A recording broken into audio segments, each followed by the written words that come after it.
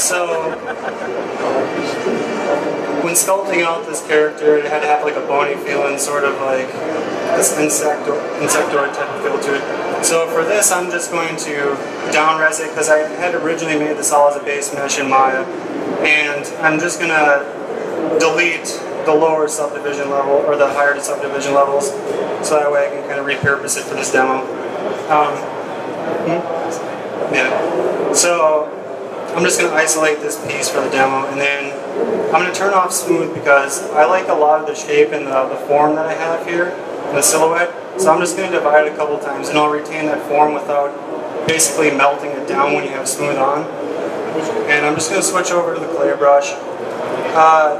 Right now the focal shift is pretty soft, so as you can see it kind of gets like this really kind of melted look to it. So for layering this up, I kind of like to shift the focal shift lower so that way it tightens up the perimeter of how it basically lays down the stroke. And on top of that, there's some areas that you can see that are very close to each other. So if I start sculpting extreme, it's going to start pulling the geometry to the other side, which can be very problematic. So I'm just going to undo that, and by going into brush and auto masking, you can turn on back face masking, and this will prevent that from happening. So I'm actually just going to rough out some form here really quickly, and just keep it kind of rough. I don't want to go in too much RGB, so I'm just going to turn that off. So I'm just going to kind of plane out some of the areas that I want. And I could use a trim dynamic for this too, but I'll just stick with plane.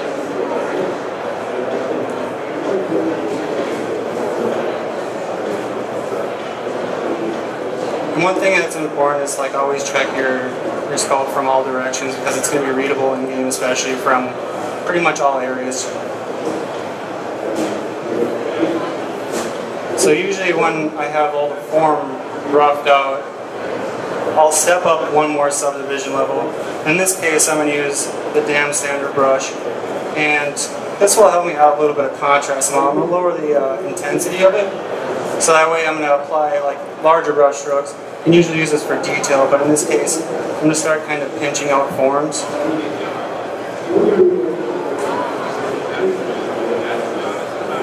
And if you also invert this brush too, so if you hold down Alt and then you start pulling, you're going to start pinching the surface out. And this is like really good for insectoid characters or like crustaceans as well. And here I want like a really sharp lip to this, so I'm increasing the intensity and I'm just really digging into it right now. And then the same with the lip too, since I want to keep that sharp, I'll just invert it.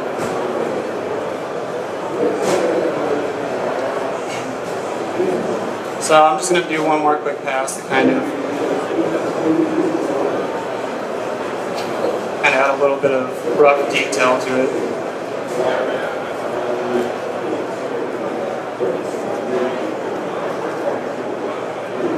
And then when it comes to breaking up the surface of this, one thing that I like to use, since this is more of like a bony structure for this insect, I want to kind of have like the stippling and holes in it. You could do this stuff with drag down and stuff like that, but there's like you could just sit here and do this if I wanted to add like basically just some details to it. In this case, for this character, I wanted to break up the surface a lot quicker, so you can use things such as spray, and this will like lay down tons of this alpha that you have selected here, but this is almost too destructive for what I want. So if I go up in the stroke and under modifiers, you have a flow. This controls basically how much of this spray that's being thrown down. If you lower it all the way to 0, you can get more of a controlled flow, and which is like really helpful in my opinion. And then to like finish this off, when I was working on it, I would just go back over it with trim dynamic, and like this is just good for like kind of denting up the surface and kind of making it a little more warm. So one of the other things that I was also a part of was the creation of multiplayer assets, and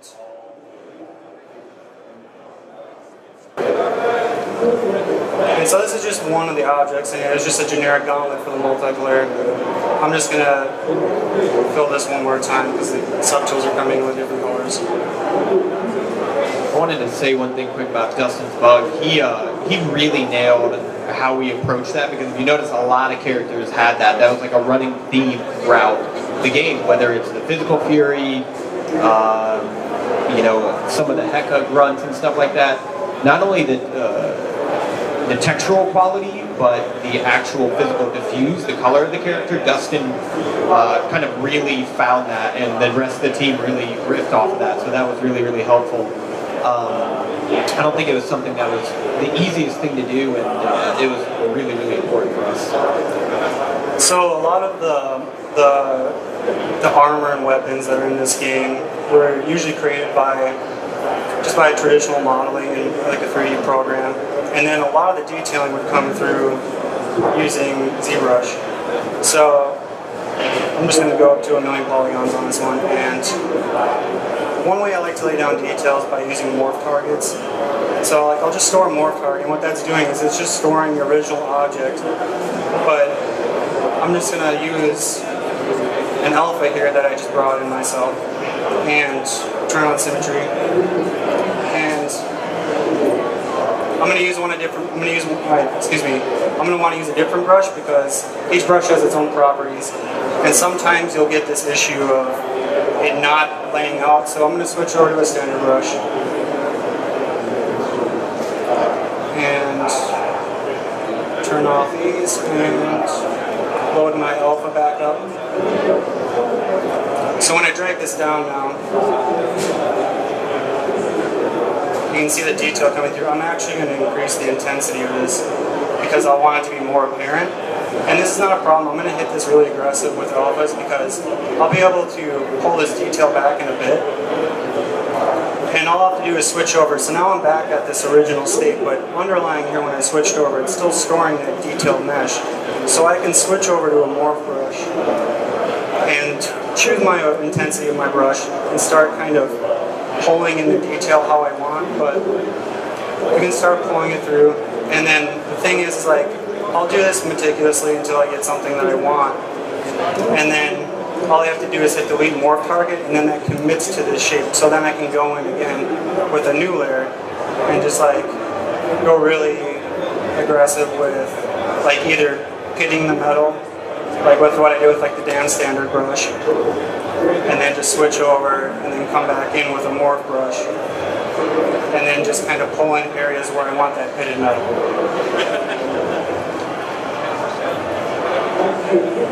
So that's like my approach to a lot of this stuff. Same thing with this as well.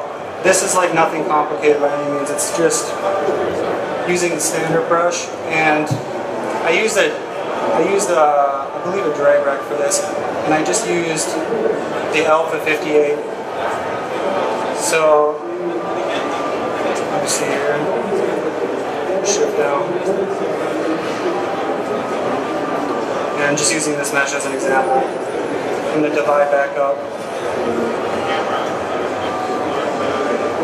and go back to my morph target, store another one,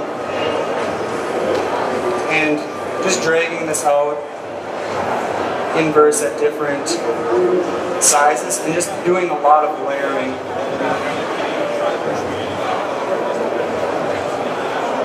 And this could work too if you had scratch metal or anything as well. And then just maybe smoothing it out. It's not going to smooth out at 4,000,000 polygons, which is a pretty high count, so I'm going to step down quite a ways back, and then you can smooth it down at a lower level, and you'll get kind of more of this worn leather look. And then I'll just delete it, and then go back and store another one, and then this time I'll maybe hit it with a smaller alpha as well, and this will give more of like kind of like the micro detail of the leather.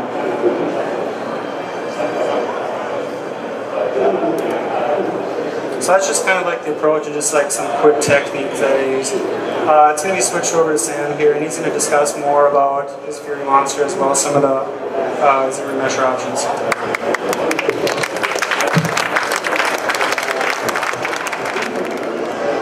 Okay, so I decimated it down to about 500K. It retained most of the it retained most of the details. And most of all, it retained the form of the object. And without doing anything to any settings, any of the features, I got this mesh out of ZBrush. It took about 20 seconds, 7,500 poly, it's very clean, it's symmetrical. It's something that would probably take me a day to retopo in-house. And so there's more features to Z-Remesher than just hitting the button and getting nice topology. There's curves, and you can also paint the density of the where the polygons lie. This is all I did was place these few curves down on this mesh. This is the resulting mesh in ZBrush. This is almost perfect. I could almost hand this off to rigging, throw a normal map on it, and put it in the game. It's actually, unfortunately, I didn't bring it, but very close to the topology that I actually made for the character. And it took about the same amount of time, maybe about less than a minute to generate this. It's something that before in a tool like Topogun or using Maya and Next would probably take me a day and a half just to get this mesh. And it's as simple as going to under your geometry palette, Z-Remesher, and I'm not gonna do anything to it. I'm just gonna hit the button and kind of wait. And it doesn't take very long. You can kind of see the progress bar going. I think I timed it anywhere in the work machines for most objects, anywhere between like up to a minute or even down to like 15, 20 seconds. So it's got a little more left. It tends to go a little faster when I decimate first. It doesn't really care about what your topology is to begin with. It can be kind of messy because I think, I'm not sure how the algorithm works, but it seems to work on volume, shapes, and contours and not so much the topology itself. So here's the resulting wireframe, and I mean, if I threw a few curves down and guides, I can even control this even more. To the point where it would be something ready for animation and something that I wouldn't have to spend any time, or an intern wouldn't have to spend any time cleaning up my work and getting it ready for production. So that's Z-Remesher. Kind of now we're using it in production almost every day to generate gray meshes and models and stuff to hand off to animation. And I think next up is Bryan Wynia is going to take over and show us some alpha stuff or some painting. So he's next.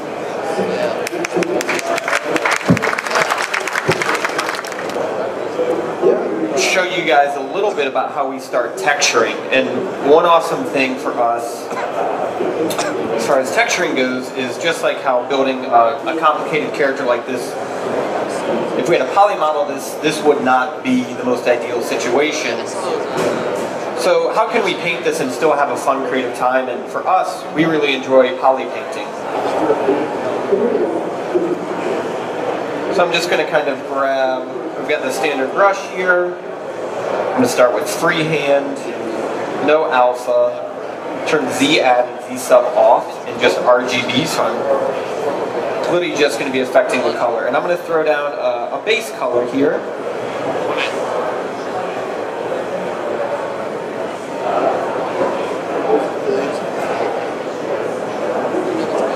And I'm going to go to color, fill object. So now if I move this color around, basically it's just filled with that default color for us.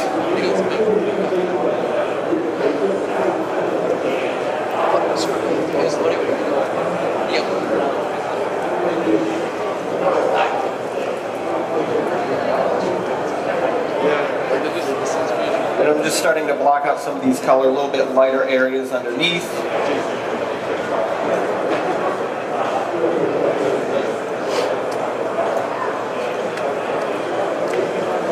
These are areas where the sun is not hitting.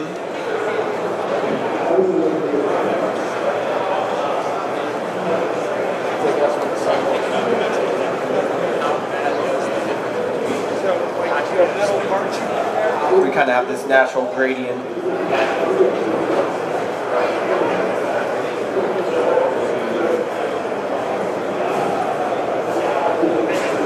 Kind of the flexibility of working with polypaint is you can do this without any UVs. You don't have to worry about any technical process when you're working like this. It's literally just picking colors and putting them on their mesh and kind of leveraging ZBrush's toolset to use the alphas, the different brushes, and those kind of all apply to paint too. They all work differently with painting.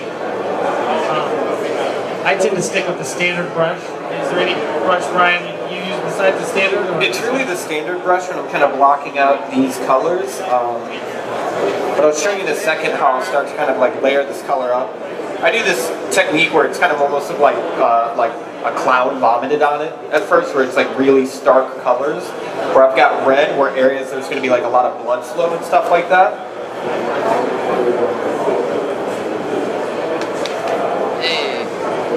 And it'll look a little weird at first, but when I start to build this layer up, because if you look at your skin, it's actually like fine layers of color. You know, we're going to try to fake that as well. You can also smooth your paint. Just make sure when you hit shift, you turn Z add off, so I can kind of smooth that out a little bit.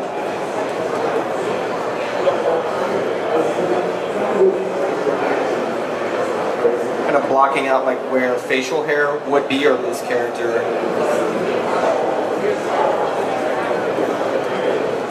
Had the capability of growing hair. And then just kind of knock it back a little bit. And just like we do with our forms, we can work up. One thing I'll do sometimes in painting is I'll make like swatches as I'm working. So what I can do is basically, if I hit C, it'll jump to what color that is. Or I can also click and drag here, and that will basically do a quick selection of that color. So if there's this layering technique that I'm doing, and using very specific colors, when you start to build those colors on top of each other and they start to blend in with each other, having this little swatch on somewhere hidden is pretty nice to be able to come back to that. I'll also use the spray, and I'll do a little bit of modifiers where I change the placement and then change the color. So I increase the placement to 1 and the color to 0. So what this is going to do for me is kind of create a almost like an airbrush spattering type technique, and I can put an alpha on this, like a soft.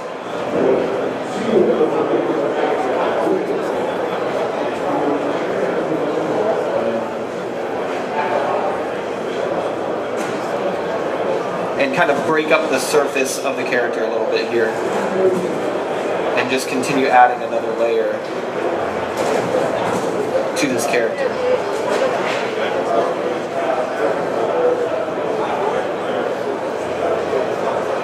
We'll do this a lot on a character, even when it's sculpted to this point. Like, this is by no means a finished sculpture and ready for production. But if, you know, we usually have about, we would have like weekly art meetings where they would come by and review our character. And sometimes before a meeting, you would just take 20 minutes if the character was at this point and rough out some basic idea of color. Because that could be one of those things that once you see it in 3D, it's like, oh, that doesn't work at all. You know, like if that character had like specific markings or some sort of specific, I think there was a harpy that had this like white war paint on its face, but it always just looked like part of the texture was missing. So we had to kind of really work on that. And doing an early poly paint really helped us with that. Sometimes also I will use poly paint just to lay down landmarks to sculpt on. So like I will actually lay out little areas where the eye or the nose might be. And that way I can kind of freeform move around my sculpture, work up and down subdivision levels, and kind of have little small landmarks, even though I might not have sculpted them in yet. It's just kind of a good way of just marking it really quickly. You can also do this with a brush too, just sculpting it in, but sometimes I like to paint it out and figure out what I'm trying to make. It's a really fast way to explore without having to get into a lot of sculpting, is to kind of put landmarks on shape.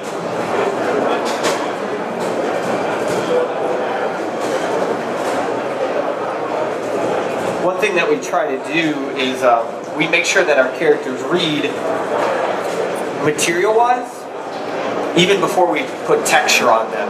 And I think that's kind of like what Dustin was talking about a little bit, or even Jim has kind of succeeded here with these kind of bony protrusions. Is, you know, Jim just speed sculpted that in front of me. Like, we didn't practice this. I didn't know.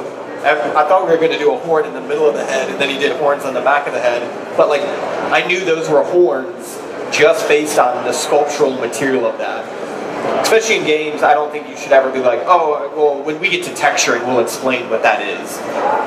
Its default gray view should read exactly what everything should be. Cloth should feel like cloth, skin should feel like skin. The shaders will only get you so far in actually describing the material. You're going to need to have that information of the surface quality to really sell it.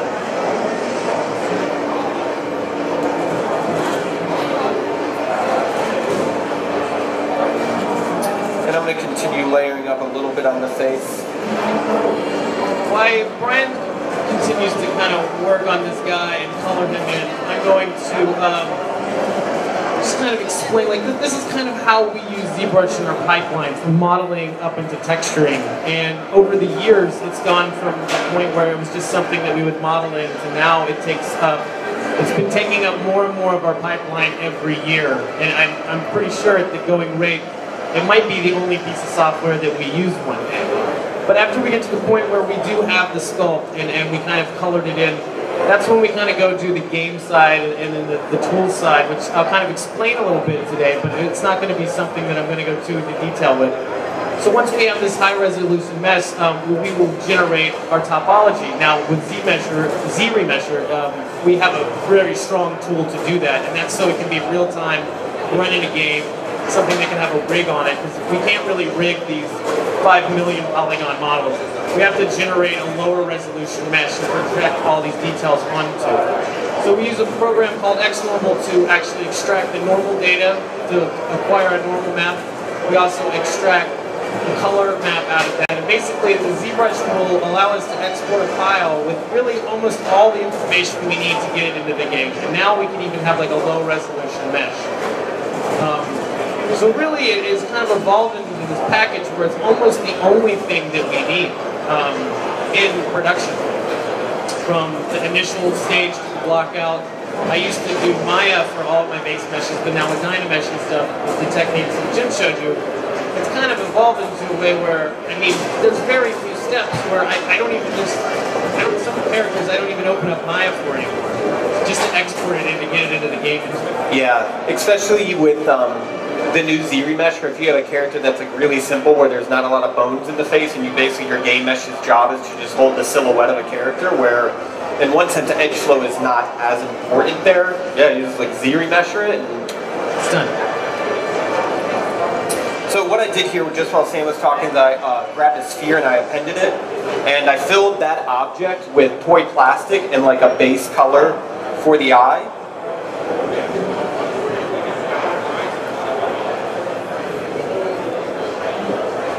So that way it kind of gives that area that nice, kind of just wet, gross eye look.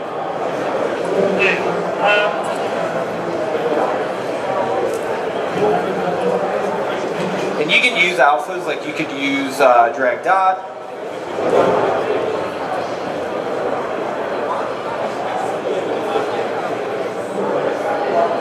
This might be a good time while Bryan's kind of painting and coloring stuff in is if anybody has any questions or anything they want to know about ZBrush for the team, for Bryan, for me, for Jim, I think now probably would be a good time for us to kind of take any questions that you might have.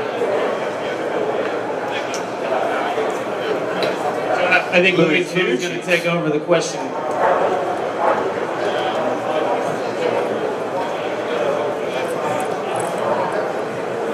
So, this new God of War title came out before ZBrush, right? Yeah, but it's already become part of our pipeline. So it wasn't something that we used in the God of War that came out, but it's something that we had all these assets from the game, and we completely restructured our pipeline based on it after it came out. Right, so you use it now. So did you use the old method, the Z-spheres before? Typology? Or no, I did not. We all kind of have our own methods. I like to use Maya and Next for retopology. A lot of the other guys use Topo Gun. Before it was kind of all over the place. Now it's kind of Z-remesher, some curves, and then if we do any cleanup, minimal cleanup for animation. Cool, thank you. I think for us working in games, because we're honest, like if you have 4 weeks to work on a character, you want basically 3 weeks to sculpt and paint and just be in ZBrush like we were saying. And then it's like, oh, all right, I got to jump into Top Gun, and I'm on the top of this. I'm gonna just put a movie on in the background, and I'll make some maps. And then we're like, oh, ZRemesher. Like Sam was saying, that it took you a day before to do the head, and that took you a full day versus 20 seconds. So that's so much more time that we can be doing the artistic, creative, fun part. Anybody else? Over here in the back again, getting my exercise today, working it on. So you guys, are you guys strictly character modelers, or do you guys also actually do the finalized texture and stuff? Oh, we do the whole thing. And then before it gets passed off to rigging, we do the modeling, the retopology, the texturing, the shaders, everything. Getting nods of approval from the entire audience. Nodding, yes. But that's the cool thing with ZBrush, is like doing all that is pretty straightforward now. Hey guys, for your texturing process, as far as the textures that are going to be in-game, can you talk about that a little bit? Yeah, well, there's several different textures. Generally, I think mostly we get the diffuse out of ZBrush, and that's kind of what Brian's working on now. So that's going to be the color of the object, and then we have other maps that we have a subsurface scattering map which controls the translucency of the skin. That's another texture, basically a black and white texture. The more white that is on the texture, the more translucent that object is.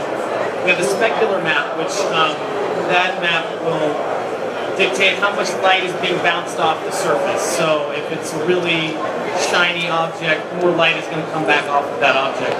We also have a gloss map, which controls the tightness of the highlight. So for something wet, would have a really tight highlight, and something more dry might have a broader highlight. We have a normal map, which is all the sculpted detail, all the fine wrinkles and pores that we generate from making from a high-resolution mesh to a low-resolution mesh. For certain characters with hair, we have an anisotropic map. And that map controls the anisotropic highlights that are on, that you would see on hair, or like a Christmas bulb or something like that. Do we have any other maps? Like a glow map. And sometimes you have a character with glowing eyes, a emissive map. I'm not even going to put that. But yeah, so basically we have a ton of textures that go onto one character. And for the most part, ZBrush really easily, with the color and the normal map, we're able to generate the other ones pretty easy, besides the anisotropic map, which is pretty complicated to generate. But from the normal map, we're able to, and also we can generate a cavity map out of ZBrush as well. But using the normal map and the cavity map, we can kind of get a nice base for the spec map, the gloss map, and all the other textures that we need to go into the game and make the shader emulate real-world materials. One thing I'm doing, just one last quick little note, Jim and I always talk about this, is the masking by cavity. So I can really control how, it's almost like dry brushing a character. So that's always very helpful. And I just usually turn that off so I can kind of see where I'm affecting. We got another question here. For your color maps and other maps as well, do you ever find yourself using images in sort of a spotlight tool, or do you tend to paint all of it? We start with a pretty solidly painted base, but yeah, we do use photos for some of this stuff. I tend to use the Zapling into Photoshop because I'm comfortable with Photoshop's painting tools to kind of overlay different photographs and stuff, or use Photoshop's painting tools once I kind of have the base color layered down. I think everyone kind of has a different method to use photos, or do you use them in ZBrush or Photoshop? ZBrush. So you can also assign a photograph to your brush instead of a color, and you can just paint it on or drag it on too. So we all kind of utilize photographic reference in different ways. Another one over here. Now they're getting warmed up.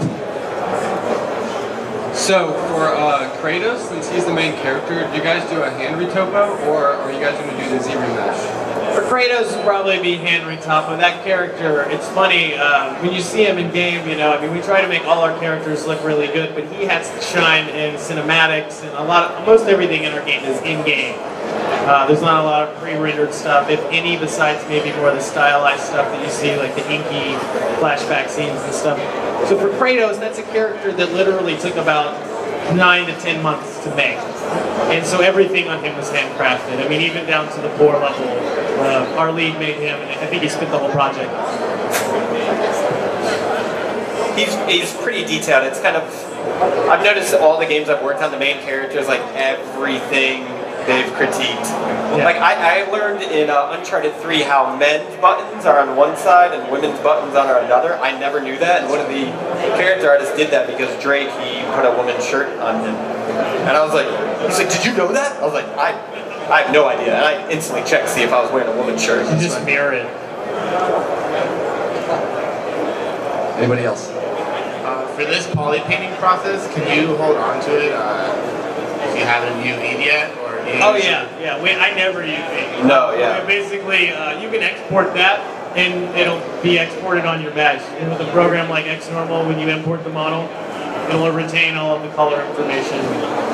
But if you want a map to maybe like, if you want to make some, let's say, a whole adjustments over the whole color map, maybe you want to change the hue or saturation. UV Master is a one-button solution to generate UVs.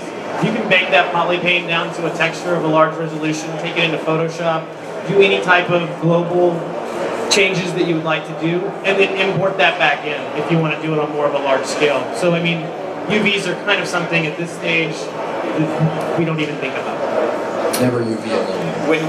When you do XNormal, when you export this out, because you're painting the verts, and that color is carrying that information, there's a little checkbox in XNormal pertaining to the vertex color, and you can just check that box off, and you're good to go. But it's a nice way so that, yeah, it's not like, oh, I have to kick this out, go do UVs and come back in. I can just take this sculpt, take that paint, and get right to work with it. Another one in the back, a brave soul. You ever poly paint with C-add or C-sub-on? Like you want to do like a scar, a body cavity, and color at the same time? Yeah, I actually just did that. Like I'll show you maybe another few little areas here. I'm going to turn freehand, and I'll use... Oh, okay, yeah, that's a good idea. Do some veins.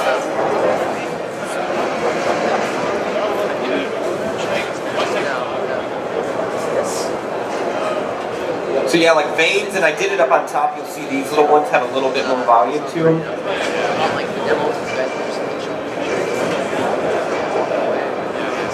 So yes, we do that. It's also pretty helpful for scars or scales. Sometimes I will do that when I'm blocking in some stuff, just to kind of get killing two birds with one stone.